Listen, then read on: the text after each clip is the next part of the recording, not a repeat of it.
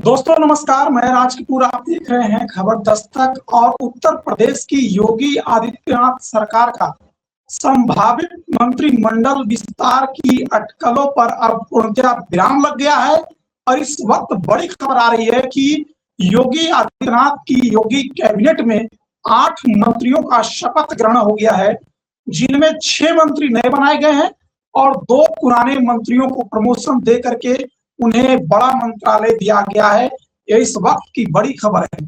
और जिस तरह से चर्चा चल रही थी कि क्या पिछले बार की तरह इस बार भी जिस तरह राज्यपाल से मिले हैं योगी आदित्यनाथ और कैबिनेट मंत्रिमंडल विस्तार की चर्चा हो रही है, तो क्या इस बार विस्तार होगा? उत्तर प्रदेश की राजनीति को करीब से समझने वाले लोग हमेशा की तरह इस बार भी मानकर चल रहे थे कि जब तक योगी आदित्यनाथ अपने कैबिनेट का विस्तार नहीं कर लेते, उनके मंत्रियों का शपथ ग्रहण तक नहीं हो पाता, तब तक इस बारे में कुछ भी कहना बेमानी होगा। क्योंकि पिछले कई सालों से लगातार चर्चा चल रही थी कि योगी कैबिनेट का विस्तार होगा। राज्यपाल से मिलते थे लेकिन योगी कैबिनेट का विस्तार नहीं हो पा रहा था। लेकिन आज अंततः आखिरकार योगी सरकार के मंत्रिमंडल का दूसरी बार विस्तार हो गया है। हम आपको बता दें कि योगी सरकार जब से ये बनी है 2022 में, पहली बार लोकसभा चुनाव से चंद महीने पहले पहली विस्तार, और अब विधानसभा चुनाव से ऐन वक्त पहले मतलब 7 या 8 महीना पहले योगी कैबिनेट के मंत्रिमंडल का दूसरी बार विस्तार हो गया है। इन विस्तार में जिन 8 मंत्रियों की शामिल हुई है और 6 मंत्री नए और 2 पुराने मंत्रियों को प्रमोट किया गया है, उनका नाम और मंत्रालय मैं आपको बाद में बताऊंगा। लेकिन उससे पहले उत्तर प्रदेश में जो इस वक्त राजनीति के केंद्र में बने हुए हैं, समाजवादी पार्टी के मुखिया अखिलेश यादव, उन्होंने तंज कसा है समय बिताने के लिए करना है कुछ काम। मंत्रिमंडल विस्तार पर अखिलेश यादव ने कसा तंज। वो चिट्ठी आती है और ये पढ़ देते हैं। कैबिनेट के विस्तार पर अखिलेश यादव ने जो प्रतिक्रिया दी है, उसे जानना और समझना जरूरी है। क्योंकि इस वक्त उत्तर प्रदेश की राजनीति की पल पल की खबर इस तरह से आती है जैसे मान लो कि अब चुनाव कुछ ही दिनों बाद होने वाला है। यूं तो चुनाव में अभी 8 महीने का वक्त बचा है, लेकिन जिस तरह से कैबिनेट का विस्तार हुआ है और उसमें नए मंत्री को शामिल किया गया है, उनकी जातियों को नजर में रखते हुए उन्हें तरजीह दी गई है। और चुनाव से ठीक पहले ये मंत्रिमंडल विस्तार करके योगी आदित्यनाथ की सरकार ने संदेश दिया है कि उत्तर प्रदेश की जनता का ख्याल उत्तर प्रदेश की योगी आदित्यनाथ सरकार रख रही है और हर जाति वर्ग के लोगों को, समाज के जो पिछड़े तबके हैं, अगड़े तबके हैं, ओबीसी तबका है, महिला वर्ग है, हर वर्ग को इस सरकार में भागीदारी मिलती है। मैं उन 6 और 2 8 नामों को बताऊंगा, चर्चा करूंगा और ये भी बताऊंगा कि किन नामों पर चर्चा चल रही थी और उन्हें जगह नहीं मिली तो क्यों नहीं मिली, और अगर नहीं मिली तो उसके क्या परिणाम उत्तर प्रदेश के आगामी विधानसभा चुनाव में हो सकते हैं। क्या ये उनको नहीं शामिल करने का फैसला भारतीय जनता पार्टी को भारी पड़ सकता है, या उनको नहीं शामिल करके भारतीय जनता पार्टी ने एक बड़ा मास्टर स्ट्रोक चल दिया है, मैसेज दे दिया है। लेकिन सबसे पहले अखिलेश यादव ने जो तंज कसा है इस मंत्रिमंडल विस्तार पर, वो आपको बताना बहुत जरूरी है। पहली लाइन जो उन्होंने लिखी है, समय बिताने के लिए करना है कुछ काम। वैसे भी मंत्रिमंडल के विस्तार में तो इनका कोई काम है नहीं, तो क्या जो नए मंत्री बने हैं उनका सरकार में कोई रोल नहीं होगा, या मंत्रिमंडल के विस्तार में मतलब योगी आदित्यनाथ का इसमें कोई रोल नहीं है? उधर से पर्ची आएगी, यहां तो सिर्फ पढ़ी जाएगी। भाजपा राज में वैसे भी सीएम का मतलब यही रह गया है कुरियर मैसेंजर। सीएम का मतलब योगी आदित्यनाथ के बारे में बता रहे हैं अखिलेश यादव, कुरियर मैसेंजर।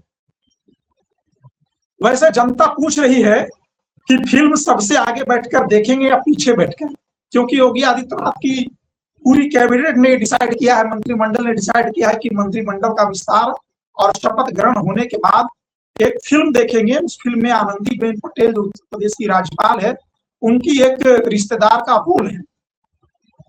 आगे लिखते हैं कि जनता का अनुरोध है कि फिल्म ध्यान से देखिएगा, हो सकता है कर्म फल कंस फल का सिद्धांत समझकर कुछ जागरण हो जाए और कुछ अच्छा बदलाव भी।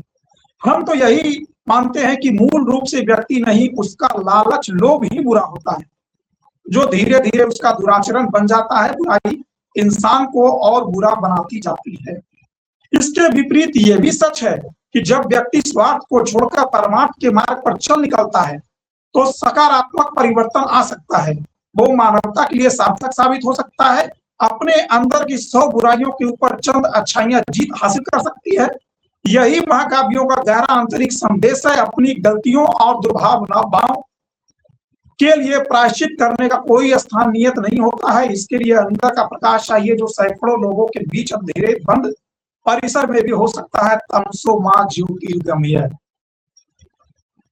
अखिलेश यादव का तगड़ा प्रहार योगी आदित्यनाथ की सरकार और योगी आदित्यनाथ के नए विस्तारित मंत्रिमंडल पर हुआ है। लेकिन ये अखिलेश यादव तंज योगी के नए मंत्रिमंडल जो विस्तारित हुआ है उस पर क्यों किया है अखिलेश यादव, इसे समझना जरूरी है।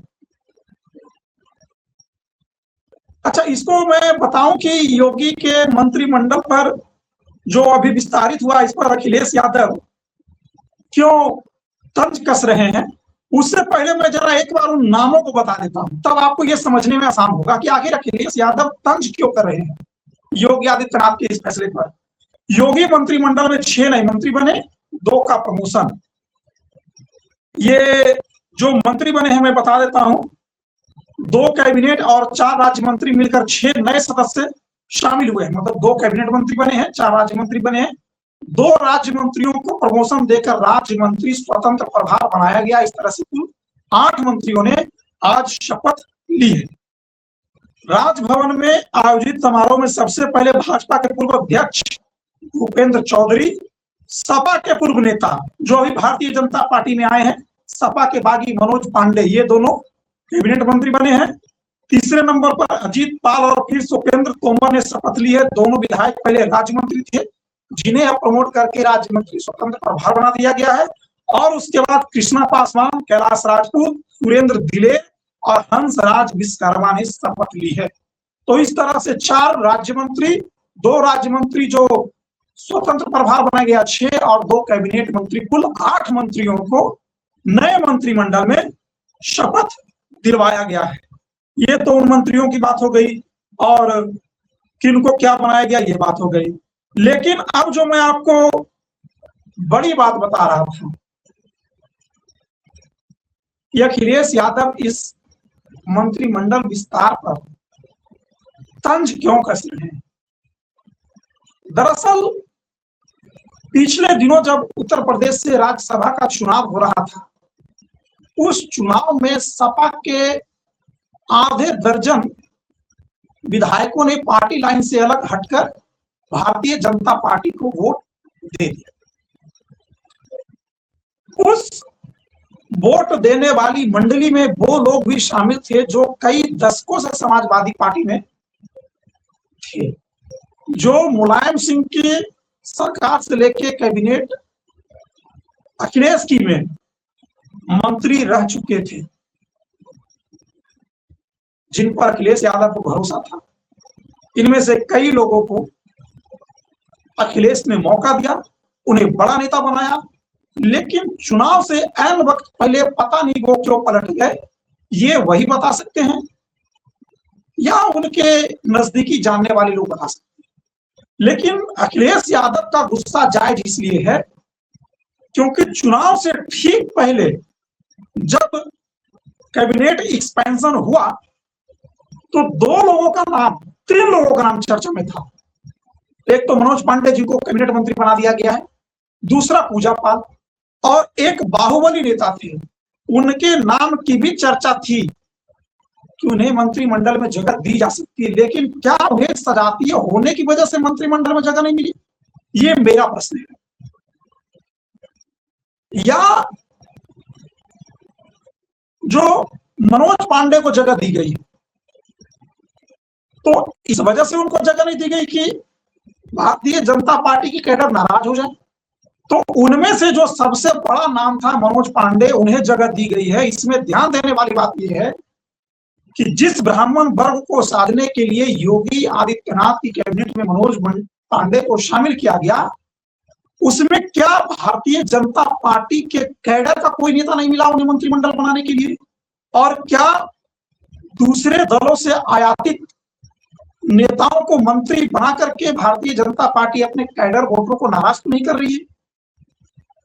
या मनोज पांडे को मंत्रिमंडल में शामिल करके यह संदेश देने की तो कोशिश नहीं की गई है कि समाजवादी पार्टी छोड़कर जो लोग आए हैं या समाजवादी पार्टी छोड़कर आगे जो लोग आएंगे उन्हें सरकार में जगह दी जाएगी?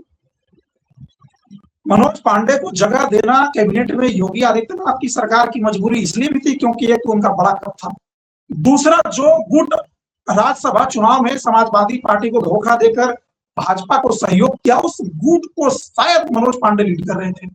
और तीसरा बड़ा सवाल, मनोज पांडे ने ऊंचाहार विधानसभा, जहां से वो लगातार तीसरी बार भारतीय जनता पार्टी में शामिल होने से पहले तक समाजवादी पार्टी के विधायक हैं, कुछ ऐसा बयान दे दिया है कि वहां के जनता नाराज हो गई। एक पत्रकार के द्वारा पूछे जाने पर कि क्या ऊंचाहार में इस बार आपकी स्थिति ठीक ठाक जितने लायक है, उन्होंने कह दिया कौन माई का लाल पैदा हो गया जो ऊंचाहार में मुझे हरा।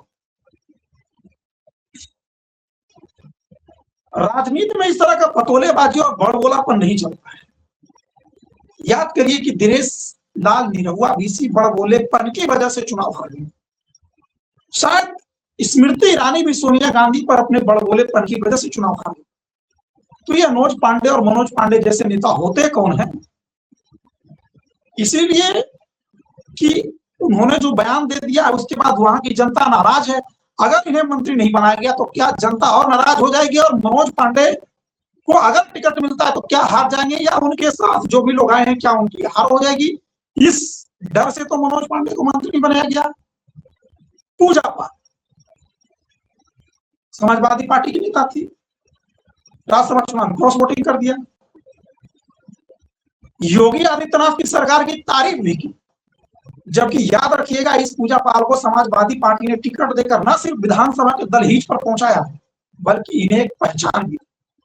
लेकिन पूजा पाल उन सब चीजों को भूल गई और न जाने किस लालच में समाजवादी पार्टी के एक प्रवक्ता तो हमारे यहाँ मनोज यादव जी आरोप लगा रहे थे कि 15-15 करोड़ और एक फ्लैट में इन लोगों ने अपने ईमान का सौदा कर लिया है। ये उनका आरोप है, विपक्ष का काम होता है आरोप लगाना।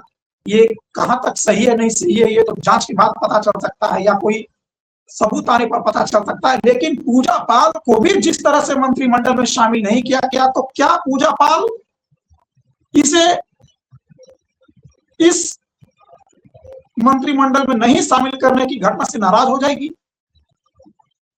और एक और जो मैं सजातीय विधायक की बात किया जो समाजवादी पार्टी के थे और क्रॉस वोटिंग किया, उन्हें भी जगह नहीं मिली। तो क्या जिन लोगों को जगह नहीं मिली कैबिनेट में आज वो रो रहे होंगे? और हमारे चैनल पर मनोज पांडे ने आलोक पाठक सर के साथ बातचीत के दौरान कहा कि ये कैबिनेट का विस्तार में योगी की नहीं चली है, दिल्ली से पर्ची आई और उसे योगी आदित्यनाथ ने पढ़ दिया। ये अखिलेश यादव का भी दावा है और उन्होंने ट्वीट भी किया है। शायद 2 दिन पहले एक प्रेस कॉन्फ्रेंस हुआ था उसमें भी उन्होंने यही कहा था।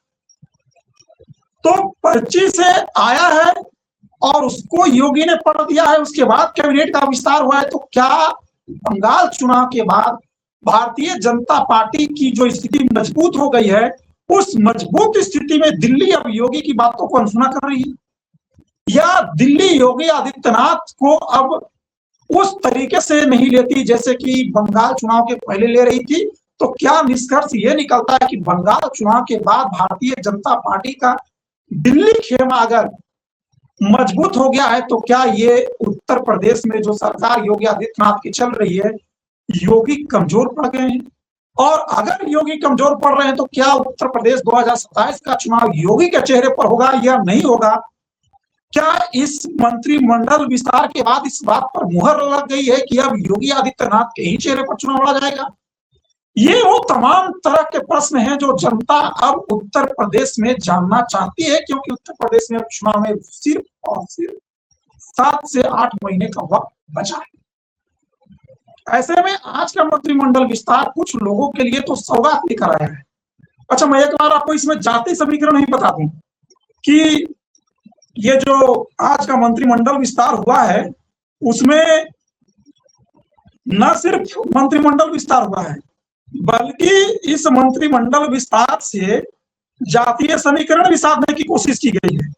अगर हम आज के मंत्रिमंडल को देखें तो उसमें एक ब्राह्मण मनोज पांडे, 3 ओबीसी, 2 दलित वर्ग से, 3, 2, 5, 1, 6 लोग जो आए हैं, 2 तो पहले से। याद रखिए, पूजा पाल को नहीं शामिल किया गया है मंत्रिमंडल विस्तार में, शपथ नहीं दिलाई गई है। तो क्या पूजा पाल के जरिए जो पाल बिरादरी पर Bharatiya Janata party vote bank मजबूत करना चाहती थी, उस पे नाकामयाबी हाथ लगी, या पूजा पाल को कहीं और कुछ दूसरी जिम्मेदारी देकर के उन्हें मना लिया जाएगा? लेकिन एक ब्राह्मण, 2 दलित वर्ग और 3 ओबीसी समाज को प्रतिनिधित्व देकर के कहीं न कहीं जो ब्राह्मणों से नाराजगी थी, जिस तरह से ब्राह्मणों पर उत्पीड़न हो रहा है, शंकराचार्य का मामला गर्म है, और ओबीसी, 3 ओबीसी का मतलब यह हुआ कि अखिलेश ने जो पीडीए बनाया है, उस पीडीए में जो ओबीसी है, उस ओबीसी वर्ग पर तो कहीं निशाना साधने की कोशिश नहीं है। और एससी को तो आपको लेना ही लेना पड़ेगा, क्योंकि जिस तरह से दलितों में नाराजगी है भारतीय जनता पार्टी के खिलाफ, खास करके जो उत्पीड़न की घटनाएं बढ़ी है, उससे इन जाति समीकरणों को कैबिनेट विस्तार में जगह देने का मतलब होता है कि अब भारतीय जनता पार्टी पूरी तरह से उत्तर प्रदेश में चुनावी मोड में आ चुकी है। और जैसा कि मैंने आपको बताया कि अखिलेश यादव का जो ट्वीट है, जो तंज है, वो पहली लाइन में ही सारी कुछ बता देते हैं कि समय बिताने के लिए करना है कुछ काम। तो मैं इसी लाइन के साथ आज के इस वीडियो का अंत करूंगा कि क्या अब जो समय बचा है वो योगी आदित्यनाथ की सरकार केवल बिताना चाहती है, काटना चाहती है, क्योंकि अब उन्हें भी लग रहा है कि जितनी जल्दी चुनाव हो जाए, चुनाव के नतीजे आ जाएं, क्योंकि चुनाव से पहले योगी आदित्यनाथ की धड़कनें बढ़ गई है, तो दिल्ली में अमित शाह और मोदी की भी धड़कनें बढ़ गई है, क्योंकि यूपी के चुनाव से देश की राजनीति बहुत हद तक निर्भर होगी। और पश्चिम बंगाल, बिहार, दिल्ली, हरियाणा, महाराष्ट्र का रण जीतने के बाद भारतीय जनता पार्टी को क्या पीडीए के रथ के भरोसे समाजवादी पार्टी और अखिलेश यादव उत्तर प्रदेश में रोक देंगे? और अगर उत्तर प्रदेश में रोक देंगे तो क्या ये उत्तर प्रदेश की जीत या भारतीय जनता पार्टी की उत्तर प्रदेश की हार भारतीय राजनीति में एक नए इतिहास को लिखने का काम करेगी? ये दिखना दिलचस्प होगा। इस वीडियो में इतना ही, हमें दीजिए इजाजत, नमस्कार।